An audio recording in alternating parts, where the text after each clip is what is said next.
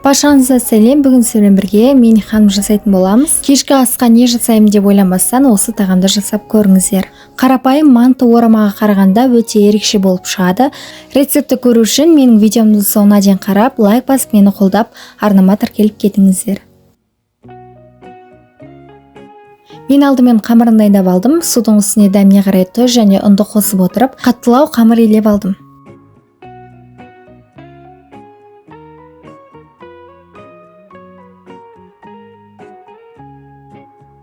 Қамыр қолға жаспайтындай қаттылау болып шықты. Енді бетін жауып, 15 минутқа демалдырып қойып қоямыз. 15 минуттан кейін алып, өзіме жаюға ыңғайлы етіп, екі бөлікке бөліп алдым.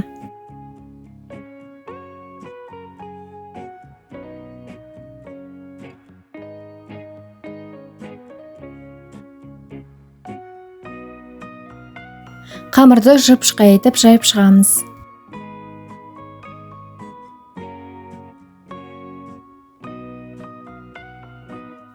Қамырымды жайып болғаннан кейін салмасын жасауға кірістім. Фарштың үстіне майдалап туралған пиязымызды және дәміне қарай тұз, перецтерді қосып араластырдым.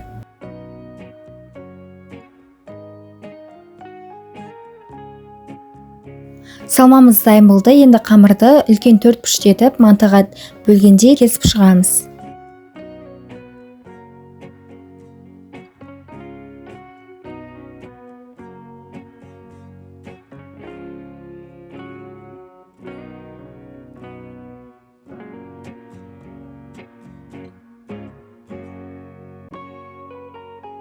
Қанымды түюге кірісеміз. Қамырдың үстіне фаршымызды, яғни салмамызды салып, бір бұрышын жабыстырамыз да осылай екі шетінен бүктеп ораймыз. Ханым, көріп тұрғандарыңыздай өте оңай түйіледі. Енді осы соңғы бұрышын видеодағыдай жабыстырамыз, барлығын солай түйіп шығатын боламыз. Сіздерге түсінікті болу үшін тағы бір рет көрсетейін. Қамырдың үстіне фаршымызды қойып, бір бұрышын осылай ортасына қарай жабыстырамыз, одан соң екі шетін бүктеп орайтын боламыз.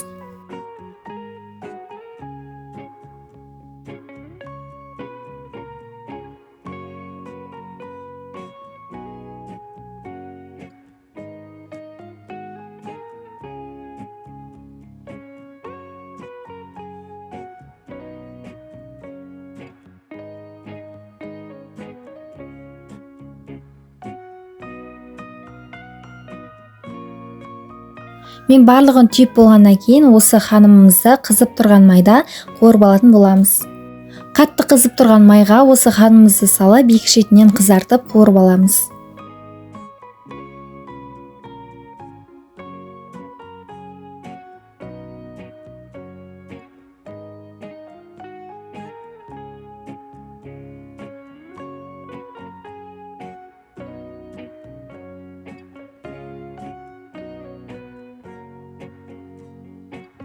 Барлық ханымды солай қуырып алдым. Ханымды майға қуырған болғандықтан өте қытырлақ болып тұрады. Кейіннен тағы да пісірген кезде жұмсаратын болады. Енді поливын дайындаймыз. Қызып тұрған майда пиязды салып, жақсылап қуырып аламыз. Пиязды тура бұлай майдалап турау міндетті емес, ортасына бір бөліп турасаңыздар да болады.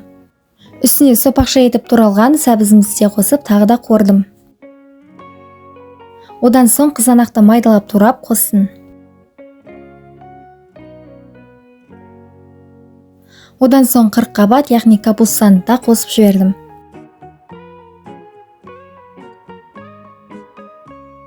Полив қызыл болу үшін томат қосамыз.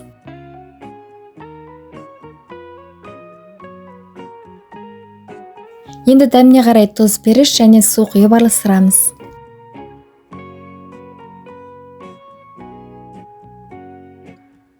Подлив кішкене қайнай бастаған кезде үстіне қамырымыздың барлығын тізбектеп қойып шығамыз.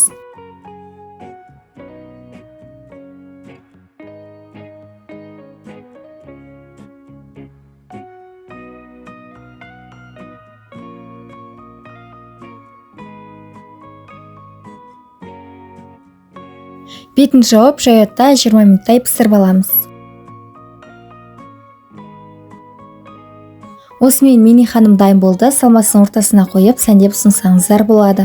Өте дәмді болып шықты. Үй ішіме өте қатты ұнады. Сіздер де жасап көріңіздер. Міндетті түрде ұнайтынына сенімдімін. Видеом ұнаса мені қолдап, арнама тіркеліп, лайк басып кетіңіздер. Сонымен қатар каналымда көптеген ерекше тағамдардың, тәттілердің көптеген рецептері бар.